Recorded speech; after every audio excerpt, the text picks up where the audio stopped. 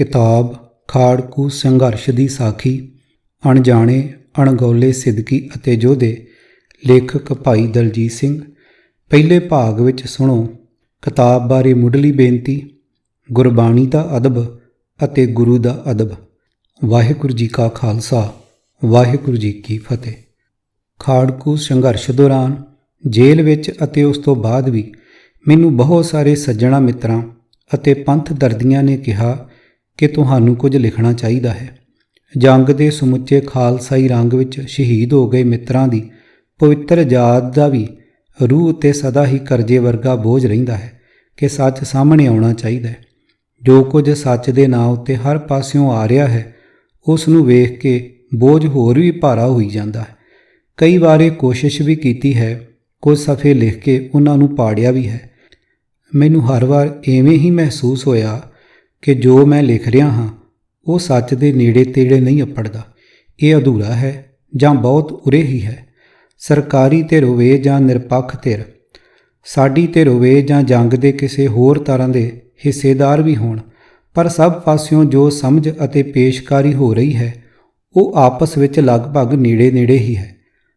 ਅਸਲ ਅਨੁਭਵ ਵਾਲੇ ਬਿਰਤਾਂਤ ਦੀ ਗੈਰ ਹਾਜ਼ਰੀ ਵਿੱਚ ਹਕੂਮਤ ਵੱਲੋਂ ਨਿਰਧਾਰਤ ਚੌਖਟਾ ਪ੍ਰਚਲਿਤ ਹੋ ਗਿਆ।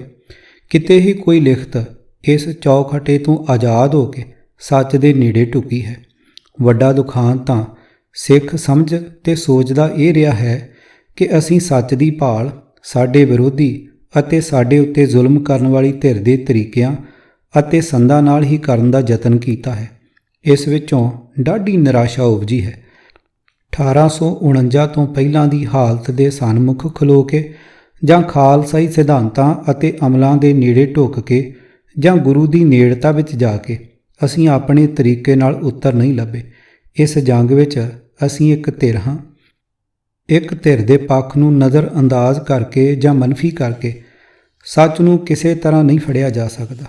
7 ਜੂਨ 1984 ਤੋਂ ਅੱਜ ਤੱਕ ਮੇਰੀ ਸਮਝ ਅਤੇ ਅਹਿਸਾਸ ਵਿੱਚ ਲਗਾਤਾਰ ਇਜ਼ਾਫਾ ਹੁੰਦਾ ਜਾ ਰਿਹਾ। ਲਗਾਤਾਰ ਰੌਸ਼ਨੀ ਵੱਧ ਰਹੀ ਹੈ ਅਤੇ ਨਵੇਂ ਰਾਹ ਖੁੱਲ੍ਹ ਰਹੇ ਹਨ। ਗੁਰੂ ਖਾਲਸਾ ਪੰਥ ਵਿੱਚ ਵੀ ਅਹਿਸਾਸ ਅਤੇ ਅਮਲ ਦੇ ਨਵੇਂ ਰੂਪ ਸਾਹਮਣੇ ਆ ਰਹੇ ਹਨ। ਗੱਲ ਹੋਰ ਸਾਫ਼ ਨਜ਼ਰ ਆ ਰਹੀ ਹੈ ਅਤੇ ਇਹ ਸਿਲਸਿਲਾ ਲਗਾਤਾਰ ਚੱਲਦਾ ਹੀ ਰਹਿਣਾ ਹੈ। ਗਿਆਨੀ ਜਰਨੈਲ ਸਿੰਘ ਜੀ ਭਿੰਡਰਾਂਵਾਲੇ, ਜਨਰਲ ਸੁਬੇਗ ਸਿੰਘ ਅਤੇ ਉਹਨਾਂ ਦੇ ਸਾਥੀ ਸਿੰਘਾਂ ਦੀਆਂ ਸ਼ਖਸੀਅਤਾਂ 1984 ਦੀ ਜੰਗ ਅਤੇ ਹਥਿਆਰਬੰਦ ਸੰਘਰਸ਼ ਇਹ ਇਤਿਹਾਸ ਦਾ ਅਜਿਹਾ ਦੌਰ ਹੈ ਜਿਸ ਵਿੱਚ ਬਹੁਤ ਸ਼ਿੱਦਤ ਅਤੇ ਭਰਪੂਰਤਾ ਹੈ। ਬਹੁਤ ਥੋੜ੍ਹੇ ਸਮੇਂ ਵਿੱਚ ਬਹੁਤ ਜ਼ਿਆਦਾ ਕੁਝ ਲਗਾਤਾਰ ਅਤੇ ਇਕੱਠਾ ਹੋਇਆ ਹੈ। 1984 ਦੀ ਜੰਗ ਅਤੇ ਹਥਿਆਰਬੰਦ ਸੰਘਰਸ਼ ਖਾਲਸੇ ਦੀ ਰੂਹ ਉੱਤੇ ਦਰਜ ਹੋਇਆ ਹੈ।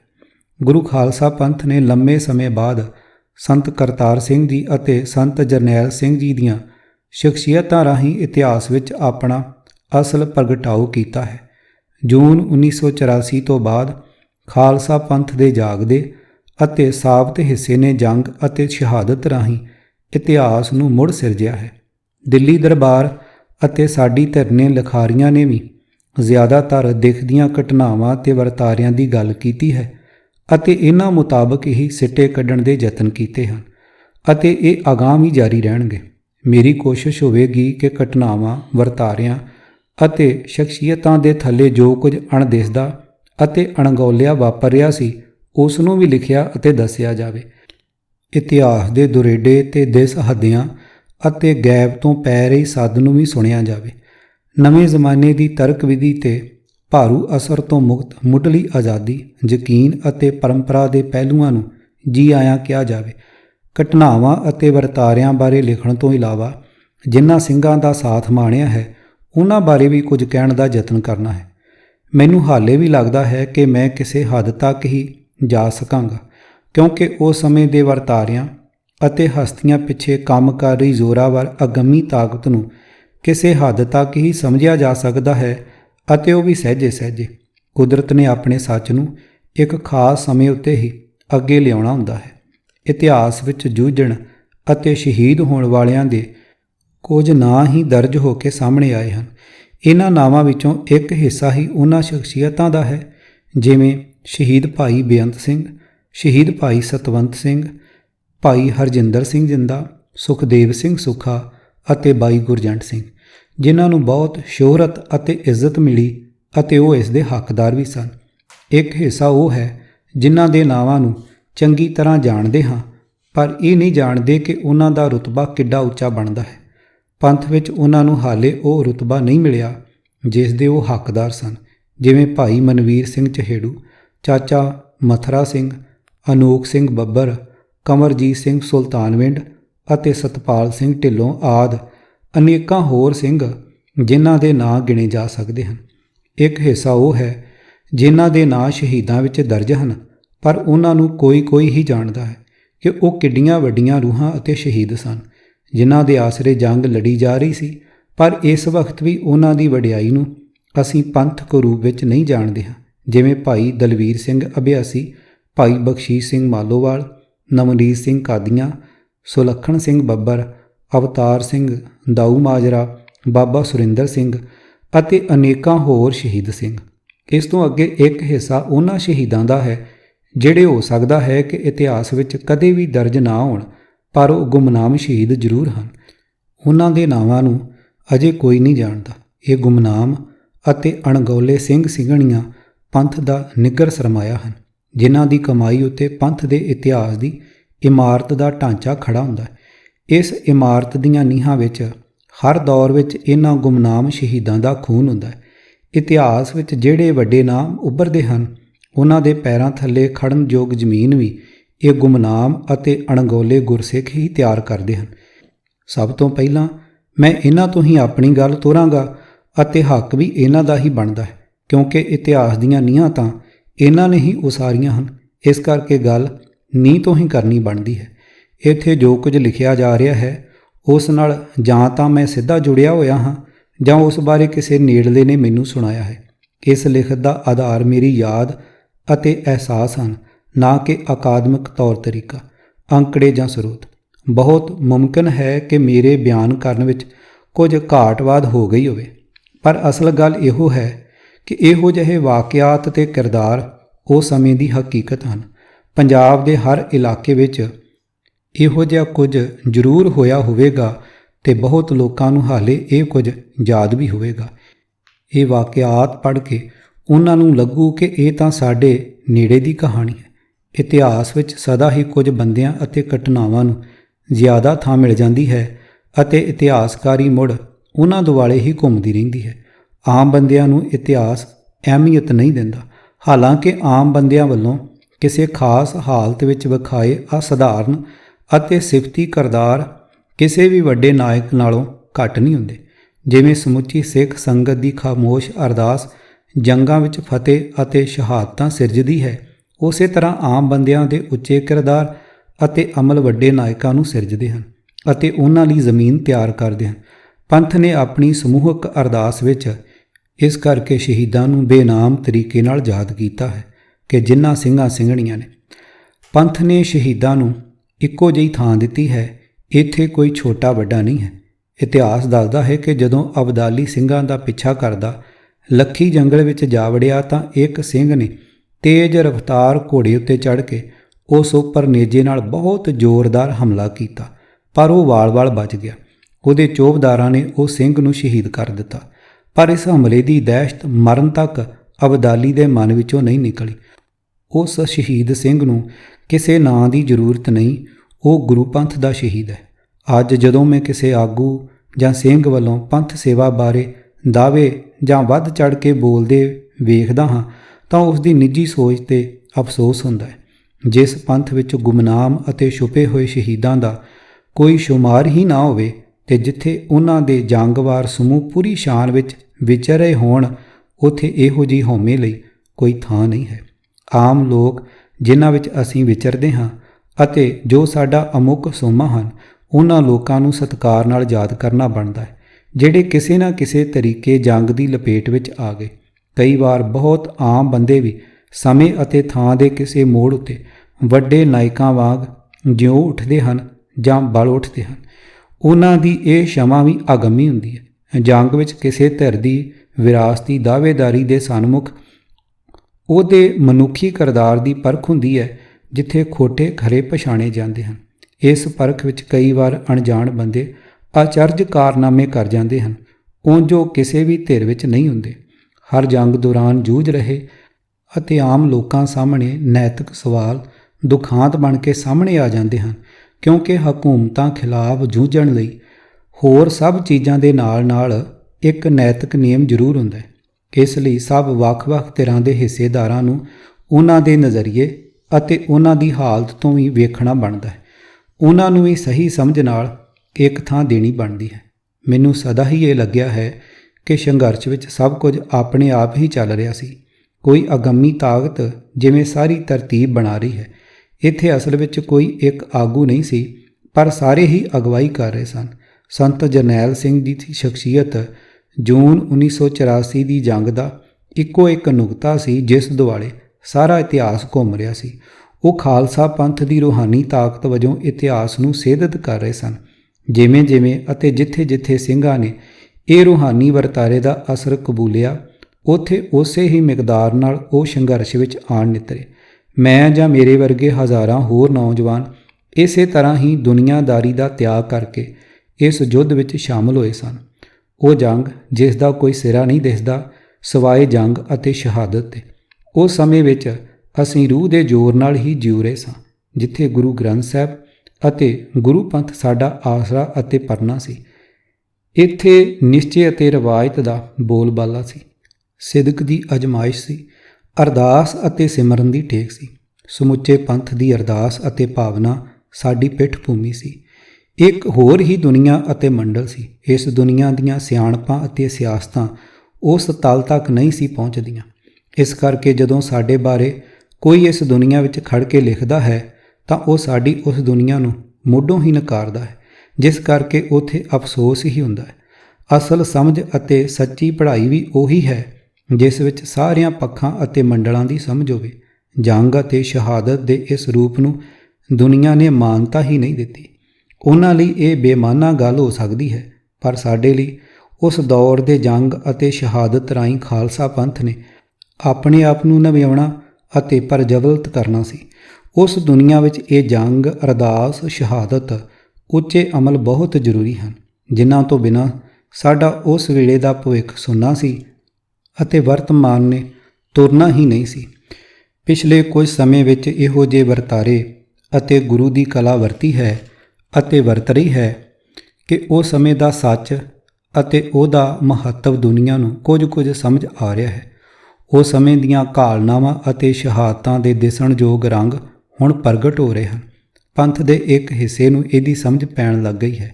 ਇਸ ਕਰਕੇ ਲੱਗਦਾ ਹੈ ਕਿ ਹੁਣ ਉਸ ਦੌਰ ਬਾਰੇ ਕੁਝ ਕਹਿਣ ਲਈ ਥਾਂ ਬਣ ਗਈ ਹੈ। ਉਸ ਦੌਰ ਦੇ ਸੱਚ, ਸ਼ਹਾਦਤਾਂ ਦੇ ਰੰਗ ਬਾਰੇ, ਸਿੰਘਾਂ ਦੇ ਅਮਲਾਂ ਅਤੇ ਇਖਲਾਕ ਬਾਰੇ, ਤਿਆਗ, ਸਬਰ, ਸਿਦਕ ਅਤੇ ਸੁੱਚੀ ਮੁਹੱਬਤ ਬਾਰੇ, ਜੰਗ ਦੀ ਸ਼ਿੱਦਤ ਬਾਰੇ ਅਤੇ ਅਣਜਾਣੇ ਅਣਗੌਲੇ ਸ਼ਹੀਦਾਂ ਬਾਰੇ ਕੁਝ ਕਹਿਣਾ ਬਣਦਾ ਹੈ। ਇਸ ਵਰਤਾਰੇ ਨੂੰ ਸਮਝਦਿਆਂ ਮੈਂ ਕੁਝ ਕਹਿਣ ਬਾਰੇ ਸੋਚਿਆ ਹੈ। ਸਦੀਆਂ ਦੇ ਸਮੇਂ ਨੂੰ ਪਲਾਂ ਵਿੱਚ ਸਮੇਟ ਦੇਣ ਵਾਲੇ ਜੰਗ, ਸ਼ਹਾਦਤ, ਸਿਦਕ, ਸਬਰ ਅਤੇ ਅਣਦਿਸਦੇ ਤਲਾਂ ਉੱਤੇ ਵਾਪਰਦੇ ਸਮੁੱਚੇ ਵਰਤਾਰੇ ਨੂੰ ਕਹਿਣਾ ਕਿਸੇ ਵੀ ਮਨੁੱਖ ਦੇ ਵੱਸ ਦੀ ਗੱਲ ਨਹੀਂ ਹੈ। ਮੈਂ ਸੱਚਾਈ ਬਾਰੇ ਕੋਈ ਦਾਅਵਾ ਨਹੀਂ ਕਰਦਾ, ਪਰ ਉਹ ਜੰਗ ਅਤੇ ਸ਼ਹਾਦਤ ਦੇ ਅਮਲ ਦਾ ਹਿੱਸੇਦਾਰ ਹੋਣ ਕਰਕੇ ਉਹਦੀ ਗਵਾਹੀ ਦੇਣੀ ਮੇਰੇ ਸਿਰ ਹੈ। ਇਸ ਕਰਕੇ ਗੁਰੂ ਨੇ ਜਿੰਨੀ ਕੁ ਸੁਰਤ ਅਤੇ ਸਮਝ ਬਖਸ਼ੀ ਹੈ, ਉਸ ਮੁਤਾਬਕ ਹੀ ਇਮਾਨਦਾਰੀ ਦਾ ਪੱਲੂ ਫੜ ਕੇ ਕੁਝ ਕਹਾਂਗਾ। ਅੱਗੇ ਸੰਗਤ ਬਖਸ਼ਣਹਾਰ ਹੈ। ਦਲਜੀਤ ਸਿੰਘ। ਪਾਠ ਪਹਿਲਾ। ਅਣਜਾਣੇ ਸਿਦਕੀ ਅਤੇ ਯੋਧੇ। ਗੁਰਬਾਣੀ ਦਾ ਅਦਬ। ਜੋ ਘਟਨਾਵਾਂ ਨਾ ਵਾਪਰ ਕੇ ਵਧੇਰੇ ਵੱਡੀਆਂ ਹੋ ਕੇ ਵਾਪਰਦੀਆਂ ਹਨ, ਉਹਨਾਂ ਨੂੰ ਆਮ ਜੀਵਨ ਅਤੇ ਇਤਿਹਾਸ ਵਿੱਚ ਥਾਂ ਨਹੀਂ ਮਿਲਦੀ, ਪਰ ਇਤਿਹਾਸ ਦੇ ਖਾਸ ਵੇਲਿਆਂ ਵਿੱਚ ਅਜਿਹੀਆਂ ਘਟਨਾਵਾਂ ਸਦੀਆਂ ਤੱਕ ਸੇਧ ਬਣ ਜਾਂਦੀਆਂ ਹਨ। ਇਹ ਗੱਲ 1985 ਦੇ ਸ਼ੁਰੂ ਦੀ ਹੈ। ਉਸ ਵੇਲੇ ਮੈਂ ਹਾਲੇ ਭਗੌੜਾ ਨਹੀਂ ਸੀ ਹੋਇਆ। ਉਸ ਦਿਨ ਮੇਰੇ ਕੋਲ ਸ਼ਾਮ ਨੂੰ ਸੁਲੱਖਣ ਸਿੰਘ ਅਤੇ ਹੀਰਾ ਸਿੰਘ ਬੱਬਰ ਆਏ। ਪ੍ਰਸ਼ਾਦੇ ਤੋਂ ਬਾਅਦ ਅਸੀਂ ਕੋਠੇ ਉੱਪਰ ਖੁੱਲ੍ਹੇ ਵਿੱਚ ਮੰਜੇ ਡਾਹ ਕੇ ਪੈ ਗਏ। ਹੀਰਾ ਸਿੰਘ ਨੇ ਦੁਸ਼ਟ ਦੀ ਕਿਸਮਤ ਬੜੀ ਤੇਜ਼ ਹੈ ਆਖ ਕੇ ਗੱਲ ਤੋਰੀ। ਫਿਰ ਉਸਨੇ ਸਵਾਲ ਉਠਾਇਆ ਕਿ ਐਡੇ ਵੱਡੇ ਦੁਸ਼ਟ ਨੂੰ ਗੁਰੂ ਨੇ ਆਪ ਹੱਥ ਦੇ ਕੇ ਰੱਖ ਲਿਆ। ਸੁਲੱਖਣ ਸਿੰਘ ਨੇ ਗੰਭੀਰਤਾ ਨਾਲ ਮੁਸਕਰਾਉਂਦਿਆਂ ਕਿਹਾ, ਜਿਸ ਨੂੰ ਗੁਰੂ ਨੇ ਰੱਖ ਲਿਆ ਉਸ ਬਾਰੇ ਮਲਾਲ ਕੀ ਕਰਨਾ? ਆਪਣੇ ਵਿੱਚ ਕੋਈ ਕਮੀ ਰਹਿ ਗਈ ਹੋਵੇਗੀ। ਮੇਰੀ ਦਿਲਚਸਪੀ ਨੂੰ ਦੇਖਦੇ ਹੋਏ ਉਹਨਾਂ ਨੇ ਸਾਰੀ ਗੱਲ ਖੋਲ੍ਹੀ ਅਤੇ ਦੱਸਿਆ ਕਿ ਸਵਰਨਾ ਘੋਟਣਾ ਦੇ ਨੇੜੇ ਪਹੁੰਚਣ ਲਈ ਸਾਡੇ ਬੰਦੇ ਨੇ ਬਹੁਤ ਮਿਹਨਤ ਕੀਤੀ। 6-7 ਮਹੀਨਿਆਂ ਬਾਅਦ ਉਹਦੇ ਬਿਲਕੁਲ ਨੇੜੇ ਪਹੁੰਚ ਗਿਆ। ਜਦੋਂ ਐਨ ਸਮੇਂ ਬਾਅਦ ਹਮਲੇ ਦਾ ਮੌਕਾ ਮਿਲਿਆ ਤਾਂ ਉਹਨੇ ਗੋਲੀ ਨਹੀਂ ਚਲਾਈ ਅਤੇ ਉਸੇ ਤਰ੍ਹਾਂ ਵਾਪਸ ਆ ਗਿਆ। ਸਵਰਨੇ ਘੋਟਣੇ ਨੇ ਇੱਕ ਸਿਪਾਹੀ ਵਜੋਂ ਪੁਲਿਸ ਨੌਕਰੀ ਸ਼ੁਰੂ ਕੀਤੀ ਤੇ SSP ਬਣ ਕੇ ਸੇਵਾ ਮੁਕਤ ਹੋਇਆ। ਇਹ ਪੰਜਾਬ ਵਿੱਚ ਸਭ ਤੋਂ ਜ਼ਾਲਮ ਅਤੇ ਬਦਨਾਮ ਪੁਲਿਸ ਵਾਲਿਆਂ ਵਿੱਚੋਂ ਗਿਣਿਆ ਜਾ ਸਕਦਾ ਹੈ। ਇਸ ਦੀ ਤਫਤੀਸ਼, ਤਸ਼ੱਦਦ ਅਤੇ ਬਰਬਰਤਾ ਪੁਲਿਸ ਮਹਿਕਮੇ ਵਿੱਚ ਚਰਚਾ ਦਾ ਵਿਸ਼ਾ ਰਹੇ ਹਨ। ਇਸ ਨੇ ਅਨੇਕਾਂ ਹੀ ਸਿੰਘਾਂ ਨੂੰ ਆਪਣੇ ਹੱਥੀਂ ਕੋਹ ਕੇ ਸ਼ਹੀਦ ਕੀਤਾ। ਇਸ ਤੋਂ ਪਹਿਲਾਂ ਇਹਨੇ ਨਕਸਲਵਾਦੀ, ਸਮਗਲਰਾਂ ਅਤੇ ਹੋਰ ਬੰਦਿਆਂ ਨੂੰ ਵੀ ਮਾਰ ਖਪਾਇਆ। ਇਹ ਸੰਘਰਸ਼ਸ਼ੀਲ ਬੰਦਿਆਂ ਦਾ ਨਿਸ਼ਾਨਾ ਰਿਹਾ ਤੇ ਇਹਨੂੰ ਮਾਰਨ ਦੀਆਂ ਕਈ ਯੋਜਨਾਵਾਂ ਬਣਾਈਆਂ ਅਤੇ ਅਮਲ ਕੀਤਾ, ਪਰ ਨਤੀਜਾ ਅਸਫਲਤਾ ਹੀ ਨਿਕਲਿਆ। ਇਸ ਦੀ ਕਿਸਮਤ ਐਡੀ ਬਲੀ ਸੀ ਕਿ ਇਹ ਸਦਾ ਹੀ ਬਚ ਜਾਂਦਾ ਰਿਹਾ। ਕਈ ਵਾਰ ਇਹਦੀ ਥਾਂ ਹੋਰ ਲੋਕ ਮਰਦੇ ਰਹੇ। ਜਨਰਲ ਲਾਭ ਸਿੰਘ ਨਾਲ ਇੱਕ ਯੋਜਨਾ ਵਿੱਚ ਮੈਂ ਵੀ ਸ਼ਾਮਲ ਸੀ। 2 ਵਾਰ ਜਥੇਦਾਰ ਗੁਰਜੰਟ ਸਿੰਘ ਨੇ ਕੋਸ਼ਿਸ਼ ਕੀਤੀ ਅਤੇ 2 ਵਾਰ ਬੱਬਰਾਂ ਨੇ ਵੀ। ਜਿਸ ਵੇਲੇ ਦੀ ਘਟਨਾ ਹੈ, ਉਹਨਾਂ ਦਿਨਾਂ ਵਿੱਚ ਕੋਟਣਾ ਜਲੰਧਰ ਵਿੱਚ DSP ਲੱਗਿਆ ਹੋਇਆ ਸੀ। ਹੀਰਾ ਸਿੰਘ ਦਾ ਕੋਈ ਬੰਦਾ ਬਹੁਤ ਮਿਹਨਤ ਕਰਕੇ ਬਿਲਕੁਲ ਘੋਟਣੇ ਦੇ ਘਰ ਨੇੜੇ ਰਹਿਣ ਲੱਗ ਗਿਆ। ਉਹ ਸਿੰਘ ਬਾਰੇ ਉਹਨਾਂ ਨੇ ਮੈਨੂੰ ਕੁਝ ਨਹੀਂ ਦੱਸਿਆ ਅਤੇ ਨਾ ਹੀ ਮੈਂ ਪੁੱਛਿਆ, ਕਿਉਂਕਿ ਜੰਗ ਦੇ ਨੁਕਤੇ ਤੋਂ ਇਹੋ ਸਹੀ ਗੱਲ ਸੀ। ਉਹ ਜਾਂ ਤਾਂ ਕੋਈ ਪੁਲਿਸ ਵਿੱਚੋਂ ਹੀ ਸੀ ਜਾਂ ਫਿਰ ਕਿਸੇ ਪੁਲਿਸ ਵਾਲੇ ਦੀ ਸਹਾਇਤਾ ਨਾਲ ਪੁਲਿਸ ਲਾਈਨ ਵਿੱਚ ਸਥਿਤ ਉਹਦੇ ਘਰ ਵਿੱਚ ਦਾਖਲ ਹੋ ਗਿਆ ਸੀ। ਉਹ ਕਮਰੇ ਤੋਂ ਬਾਹਰ ਖਿੜਕੀ ਕੋਲ ਪੁਲਿਸ ਦੀ ਵਰਦੀ ਵਿੱਚ ਥਾਮਸਨ ਗਨ ਲੈ ਕੇ ਤਿਆਰ ਖੜਾ ਸੀ। ਸਵਰਨੇ ਨੇ ਕਮਰੇ ਵਿੱਚ ਆਉਣਾ ਸੀ ਅਤੇ ਬੈਠਣਾ ਸੀ। ਉਸ ਨੇ ਬਾਹਰੋਂ ਹਨੇਰੇ ਵਿੱਚ ਹੀ ਉਹਦੇ ਬੁਛਾੜ ਮਾਰਨੀ ਸੀ ਅਤੇ ਬਾਹਰ ਕੰਧ ਟੱਪ ਕੇ ਮੋਟਰਸਾਈਕਲ ਉੱਤੇ ਪੁਲਿਸ ਵਰਦੀ ਵਿੱਚ ਉਡੀਕ ਰਹੇ ਹੀਰਾ ਸਿੰਘ ਨਾਲ ਫਰਾਰ ਹੋ ਜਾਣਾ ਸੀ। ਇਹ ਸਭ ਕੁਝ ਇਸੇ ਤਰ੍ਹਾਂ ਹੀ ਹੋਇਆ। ਪਰ ਘੋਟਣਾ ਜਦੋਂ ਕਮਰੇ ਵਿੱਚ ਵੜਿਆ ਤਾਂ ਉਹ ਕੁੜਤੇ ਪਜਾਮੇ ਵਿੱਚ ਸੀ ਅਤੇ ਪੱਗ ਬੰਨ੍ਹੀ ਹੋਈ ਸੀ। ਉਹਦੇ ਹੱਥ ਵਿੱਚ ਗੁਟਕਾ ਸਾਹਿਬ ਸੀ। ਉਹ ਕਮਰੇ ਵਿੱਚ ਬੈਠ ਕੇ ਪਾਠ ਕਰਨ ਲੱਗ ਪਿਆ ਤੇ ਅੱਧਾ ਕੁ ਘੰਟਾ ਪਾਠ ਕਰਦਾ ਰਿਹਾ ਅਤੇ ਫਿਰ ਗੁਟਕੇ ਸਮੇਤ ਹੀ ਉੱਠ ਕੇ ਕਮਰੇ ਵਿੱਚੋਂ ਬਾਹਰ ਚਲਾ ਗਿਆ। ਇਹਨਾਂ ਵੱਲੋਂ ਭੇਜੇ ਹੋਏ ਸਿੰਘ ਨੇ ਗੋਲੀ ਨਹੀਂ ਚਲਾਈ, ਕਿਉਂਕਿ ਉਹਨਾਂ ਚਿਰ ਉਹਨੇ ਗੁਟਕਾ ਸਾਹਿਬ ਫੜੀ ਰੱਖਿਆ ਅਤੇ ਪਾਠ ਕਰਦਾ ਰਿਹਾ। ਇਸ ਹਾਲਤ ਵਿੱਚ ਉਹਨੂੰ ਮਾਰਿਆ ਨਹੀਂ ਜਾ ਸਕਦਾ ਸੀ। ਉਹ ਉਡੀਕਦਾ ਰਿਹਾ ਕਿ ਉਹ ਪਾਠ ਕਰਕੇ ਗੁਟਕਾ ਸਾਹਿਬ ਰੱਖੇਗਾ, ਪਰ ਇਸ ਤਰ੍ਹਾਂ ਨਹੀਂ ਹੋਇਆ। ਇਸ ਤਰ੍ਹਾਂ ਉਹ ਮੌਤ ਤੋਂ ਬਚ ਗਿਆ। ਹੀਰਾ ਸਿੰਘ ਨੂੰ ਇੱਕ ਝੋਰਾ ਵੀ ਸੀ ਕਿ ਐਡਾ ਵੱਡਾ ਦੁਸ਼ਮਣ ਬਚ ਗਿਆ। ਇੰਨੀ ਜ਼ਿਆਦਾ ਮਿਹਨਤ ਐਵੇਂ ਹੀ ਗਈ, ਪਰ ਨਾਲ ਹੀ ਉਹਨਾਂ ਨੂੰ ਤਸੱਲੀ ਭਰੀ ਖੁਸ਼ੀ ਵੀ ਸੀ। ਉਹਨਾਂ ਦੇ ਸਿੰਘ ਨੇ ਸਹੀ ਪਰਖ ਕੀਤੀ ਅਤੇ ਪਾਠ ਕਰਦੇ ਦੁਸ਼ਮਣ ਉੱਤੇ ਗੋਲੀ ਨਹੀਂ ਚਲਾਈ। ਸੁਲੱਖਣ ਸਿੰਘ ਨੂੰ ਵੀ ਇਸ ਗੱਲ ਦੀ ਖੁਸ਼ੀ ਸੀ ਕਿ ਉਹਨਾਂ ਦੇ ਸਿੰਘ ਨੇ ਸਹੀ ਫੈਸਲਾ ਲਿਆ। ਕਿਸੇ ਦੀ ਮੌਤ ਸਮੇਂ ਤੋਂ ਪਹਿਲਾਂ ਨਹੀਂ ਹੋ ਸਕਦੀ। ਮੈਨੂੰ ਵੀ ਉਦੋਂ ਇਹ ਗੱਲ ਚੰਗੀ ਲੱਗੀ ਸੀ ਕਿ ਉਸ ਗੁਮਨਾਮ ਸਿੰਘ ਨੇ ਐਡੀ ਵੱਡੀ ਪ੍ਰਾਪਤੀ ਹੱਥੋਂ ਜਾਣ ਦਿੱਤੀ। ਸਵਰਨਾ ਘੋਟਣਾ ਨੂੰ ਮਾਰਨਾ ਸੰਘਰਸ਼ ਲਈ ਬਹੁਤ ਵੱਡੀ ਗੱਲ ਸੀ। ਬੜਿਆਂ ਨੇ ਇਹ ਕੋਸ਼ਿਸ਼ ਕੀਤੀ। ਇਹ ਕਿਸੇ ਵੀ ਜਥੇਬੰਦੀ ਜਾਂ ਵਿਅਕਤੀ ਲਈ ਇੱਕ ਵੱਡੀ ਪ੍ਰਾਪਤੀ ਹੁੰਦੀ, ਪਰ ਵਾਰੇ-ਵਾਰੇ ਜਾਈਏ ਉਸ ਸਿੰਘ ਦੇ ਜਿਸ ਨੇ ਗੁਰੂ ਦੇ ਭੈ ਵਿੱਚ ਰਹਿੰਦਿਆਂ ਖਾਲਸੇ ਦੇ ਉੱਚੇ ਇਖਲਾਕ ਦੇ ਦਰਸ਼ਨ ਕਰਵਾਏ। ਦੇਖਣ ਨੂੰ ਤਾਂ ਲੱਗਦਾ ਹੈ ਕਿ ਇਸ ਘਟਨਾ ਵਿੱਚ ਕੁਝ ਨਹੀਂ ਹੋਇਆ ਅਤੇ ਕਿਤੇ ਇਸ ਦਾ ਜ਼ਿਕਰ ਵੀ ਨਹੀਂ ਆਇਆ, ਪਰ ਹੁਣ ਇੰਨੇ ਸਾਲਾਂ ਬਾਅਦ ਮੈਨੂੰ ਲੱਗਦਾ ਹੈ ਕਿ ਉਸ ਸਿੰਘ ਨੇ ਉਸ ਵਕਤ ਬਹੁਤ ਵੱਡਾ ਕੰਮ ਕੀਤਾ। ਉਹਨੇ ਗੁਰਬਾਣੀ ਦੇ ਅਦਬ ਵਿੱਚ ਆਪਣੇ ਸਭ ਤੋਂ ਵੱਡੇ ਦੁਸ਼ਮਣ ਨੂੰ ਬਖਸ਼ ਦਿੱਤਾ। ਇਸ ਕਾਰਨਾਮੇ ਦੀ ਕਿਤੇ ਚਰਚਾ ਨਹੀਂ ਹੋਈ, ਕਿਉਂਕਿ ਅਸੀਂ ਜ਼ਿਆਦਾਤਰ ਚਰਚਾ ਮੌਤ ਦੀਆਂ ਘਟਨਾਵਾਂ ਦੀ ਕਰਦੇ ਹਾਂ। ਇੱਥੇ ਘਟਨਾ ਉੱਚੇ ਇਖਲਾਕ ਦੀ ਹੈ ਅਤੇ ਇਹ ਘਟਨਾ ਅਮਰ ਹੈ। ਮੈਂ ਹੁਣ ਵੀ ਉਸ ਉੱਚੇ ਇਖਲਾਕ ਵਾਲੇ ਸਿੰਘ ਨੂੰ ਸਲਾਮ ਕਰਦਾ। ਇਹ ਵਰਤਾਰਾ ਤਾਂ ਮੇਰੇ ਜਾਣ ਪਛਾਣ ਵਾਲਿਆਂ ਨਾਲ ਵਾਪਰਿਆ ਸੀ, ਪਰ ਮੇਰੇ ਦਿਲ 'ਤੇ ਉਕਰਿਆ ਗਿਆ। ਇਹੋ ਜਿਹੀਆਂ ਹੋਰ ਅਨੇਕਾਂ ਹੀ ਗੁਮਨਾਮ ਹਸਤੀਆਂ ਨੇ ਉੱਚੇ ਇਖਲਾਕ ਦੇ ਜਲਵੇ ਵਿਖਾਏ ਹੋਣਗੇ, ਜਿਨ੍ਹਾਂ ਬਾਰੇ ਅਸੀਂ ਨਹੀਂ ਜਾਣਦੇ। ਇਸ ਜੰਗ ਵਿੱਚ ਇਹੋ ਜਿਹੇ ਖਾਮੋਸ਼ ਵਰਤਾਰੇ ਵਿੱਚ ਅਦ੍ਰਿਸ਼ਟ ਸਿੰਘ ਸਿੰਘਣੀਆਂ ਦਾ ਭਰਵਾਂ ਯੋਗਦਾਨ ਹੈ, ਜਿਨ੍ਹਾਂ ਨੇ ਸਾਡੇ ਇਖਲਾਕ ਨੂੰ ਬੁਲੰਦੀਆਂ ਵੱਲ ਤੋਰਿਆ। ਗੁਰੂ ਦਾ ਅਦਬ। ਇਹ ਘਟਨਾ ਮੈਨੂੰ ਬਲਬੀਰ ਸਿੰਘ ਭੂਤਨਾ ਨੇ ਜੇਲ੍ਹ ਵਿੱਚ ਸੁਣਾਈ ਸੀ। ਬਲਬੀਰ ਸਿੰਘ ਅਤੇ ਉਹਦੇ ਸਾਥੀ ਸਿੰਘ ਜਗਰਾਓਂ ਕੋਲ ਨਾਨਕਸਰ ਗੁਰੂ ਘਰ ਵਿੱਚ ਮੱਥਾ ਟੇਕਣ ਗਏ। ਜਦੋਂ ਉਹਨਾਂ ਨੇੜੇ ਜਾ ਕੇ ਵੇਖਿਆ ਤਾਂ ਇੱਕ ਪਾਸੇ ਚਿੱਟੀ ਅੰਬੈਸਡਰ ਗੱਡੀ ਅਤੇ 3-4 ਪੁਲਿਸ ਦੀਆਂ ਗੱਡੀਆਂ ਖੜੀਆਂ ਸਨ। ਪਹਿਲਾਂ ਉਹਨਾਂ ਦੇ ਮਨ ਵਿੱਚ ਆਇਆ ਕਿ ਪਿੱਛੇ ਮੁੜ ਜਾਈਏ। ਦੂਜੇ ਪਲ ਹੀ ਉਹਨਾਂ ਦੇ ਮਨ ਵਿੱਚ ਖਿਆਲ ਆਇਆ ਕਿ ਇੰਨੇ ਨੇੜਿਓਂ ਮੁੜਨ ਨਾਲ ਸ਼ੱਕ ਪੈਣਾ ਲਾਜ਼ਮੀ ਹੈ। ਇਸ ਕਰਕੇ ਉਹ ਮੱਥਾ ਟੇਕਣ ਲਈ ਅੰਦਰ ਚਲੇ ਗਏ। ਉਹਨਾਂ ਕੋਲ ਡੱਬ ਵਾਲੇ ਹਥਿਆਰ ਸਨ। ਜਦੋਂ ਉਹ ਮੱਥਾ ਟੇਕ ਕੇ ਸੰਗਤ ਵਿੱਚ ਬੈਠ ਗਏ ਤਾਂ ਉਹਨਾਂ ਨੇ ਵੇਖਿਆ ਕਿ ਬਾਕੀ ਲੋਕਾਂ ਵਿੱਚ ਇੱਕ ਲੰਮਾ ਜਵਾਨ ਘੋਣ-ਮੁੰਨ ਬੰਦਾ ਸੀ ਜੋ ਵੇਖਣ ਨੂੰ ਕੋਈ ਵੱਡਾ ਸਰਕਾਰੀ ਅਹੁਦੇਦਾਰ ਲੱਗਦਾ ਸੀ। ਉਹਨੇ ਬੜੀ ਸ਼ਰਧਾ ਨਾਲ ਪਰਿਕਰਮਾ ਕਰਕੇ ਦੋਵੇਂ ਹੱਥ ਜੋੜ ਕੇ ਮੱਥਾ ਟੇਕਿਆ ਅਤੇ ਉਹਨਾਂ ਦੇ ਨੇੜੇ ਹੀ ਬੈਠ ਗਿਆ। ਬਲਬੀਰ ਸਿੰਘ ਦੇ ਇੱਕ ਸਾਥੀ ਸਿੰਘ ਨੇ ਉਸ ਬੰਦੇ ਨੂੰ ਪਛਾਣ ਲਿਆ ਤੇ ਬਲਬੀਰ ਸਿੰਘ ਦੇ ਕੰਨ ਵਿੱਚ ਕਿਹਾ ਕਿ ਪੁਲਿਸ ਵਾਲਾ ਚਟੋਪਾਧਿਆ ਹੈ, ਜੋ ਉਸ ਵੇਲੇ ਲੁਧਿਆਣੇ ਦਾ ਜ਼ਿਲ੍ਹਾ ਮੁਖੀ ਸੀ ਅਤੇ ਉਹਦਾ ਨਾਂ ਸਿੰਘਾਂ ਖਿਲਾਫ ਲੜਨ ਵਿੱਚ ਮਸ਼ਹੂਰ ਸੀ। ਉਹਦੇ ਬਾਰੇ ਸੁਣ ਕੇ ਬਲਬੀਰ ਸਿੰਘ ਅਤੇ ਬਾਕੀ ਸਿੰਘ ਅਚੰਭਤ ਹੋ ਗਏ ਅਤੇ ਉਹਨਾਂ ਦੇ ਮਨ ਵਿੱਚ ਖਿਆਲ ਆਇਆ ਕਿ ਇਹਨੂੰ ਇੱਥੇ ਮਾਰ ਕੇ ਬੜੇ ਸੌਖੇ ਤਰੀਕੇ ਨਾਲ ਪਿਛਲੇ ਪਾਸਿਓਂ ਕੰਧ ਟੱਪ ਕੇ ਨਿਕਲਿਆ ਜਾ ਸਕਦਾ ਹੈ। ਇੰਨਾ ਸੌਖਾ ਮੌਕਾ ਮੁੜ ਕੇ ਹੱਥ ਨਹੀਂ ਆਉਣਾ। ਇਸ ਨੇ ਬਲਬੀਰ ਸਿੰਘ ਹੋਰਾਂ ਦੇ ਜਥੇ ਦੇ ਮੁਖੀ ਭਾਈ ਨਿਰਵੈਰ ਸਿੰਘ ਦੀਪ ਸਿੰਘ ਵਾਲਾ KCF ਨੂੰ ਕੁਝ ਸਮਾਂ ਪਹਿਲਾਂ ਰਾਜਸਥਾਨ ਵਿੱਚ ਲਿਜਾ ਕੇ ਤਸ਼ੱਦਦ ਕਰਕੇ ਸ਼ਹੀਦ ਕੀਤਾ ਸੀ। ਬਲਬੀਰ ਸਿੰਘ ਉਸ ਮੌਕੇ ਨੂੰ ਯਾਦ ਕਰਕੇ ਕਹਿਣ ਲੱਗਾ ਕਿ ਅਸੀਂ ਦੁਬਿਧਾ ਵਿੱਚ ਪੈ ਗਏ। ਇੱਕ ਪਾਸੇ ਤਾਂ ਸਾਡੇ ਮਨਾਂ ਵਿੱਚੋਂ ਇਹ ਗੱਲ ਉੱਠ ਰਹੀ ਸੀ ਕਿ ਇਹਨੂੰ ਮਾਰ ਕੇ ਨਿਕਲ ਜਾਈਏ। ਸਾਡੀ ਆਤਮਾ ਇਹ ਗੱਲ ਮੰਨ ਨਹੀਂ ਰਹੀ ਸੀ। ਇੱਕ ਵਾਰ ਅਸੀਂ ਮਨ ਬਣਾ ਲਿਆ ਤੇ ਖੜੇ ਹੋਣ ਲੱਗੇ, ਪਰ ਗੁਰੂ ਗ੍ਰੰਥ ਸਾਹਿਬ ਦੀ ਹਜ਼ੂਰੀ ਵਿੱਚ ਹਿਆ ਨਹੀਂ ਪਿਆ। ਗੁਰੂ ਸਾਹਿਬ ਦਾ ਸਤਿਕਾਰ ਹੱਥ ਆਏ ਦੁਸ਼ਮਣ ਨੂੰ ਮਾਰਨ ਦੀ ਚਾਹ 'ਤੇ ਭਾਰੂ ਪੈ ਗਿਆ। ਅਸੀਂ ਮੁੜ ਬੈਠ ਕੇ ਆਪਣੀ ਸਲਾਹ ਨੂੰ ਮਿਟਾ ਕੇ ਗੁਰੂ ਦੇ ਅਦਬ ਨੂੰ ਵੱਡਾ ਜਾਣ ਕੇ ਬੈਠੇ ਰਹੇ। ਕਿੰਨਾ ਚਿਰ ਆਪਣੇ ਅਤੇ ਪੰਥ ਦੇ ਦੁਸ਼ਮਣ ਨੂੰ ਵੇਂਦੇ ਰਹੇ। ਫਿਰ ਉਹ ਉੱਠ ਕੇ ਚਲਾ ਗਿਆ ਤੇ ਕੁਝ ਚਿਰ ਮਗਰੋਂ ਅਸੀਂ ਵੀ ਉੱਥੋਂ ਵਾਪਸ ਤੁਰ ਪਏ। ਉਦੋਂ ਬਾਹਰ ਨਿਕਲ ਕੇ ਵੀ ਇੱਕ ਵਾਰ ਲੱਗਿਆ ਕਿ ਮਾਰ ਦੇਣਾ ਚਾਹੀਦਾ ਸੀ। ਬਾਅਦ ਵਿੱਚ ਛੱਡ ਦੇਣਾ ਠੀਕ ਹੀ ਮਹਿਸੂਸ ਹੋਇਆ, ਪਛਤਾਵਾ ਨਹੀਂ ਹੋਇਆ। ਉਹਨਾਂ ਨੂੰ ਬਾਅਦ ਵਿੱਚ ਪਤਾ ਲੱਗਿਆ ਕਿ ਉਹ ਨਾਨਕਸਰ ਵਾਲੇ ਬਾਬਿਆਂ ਦਾ ਸ਼ਰਧਾਲੂ ਸੀ ਤੇ ਕਈ ਵਾਰ ਉੱਥੇ ਆਉਂਦਾ ਸੀ।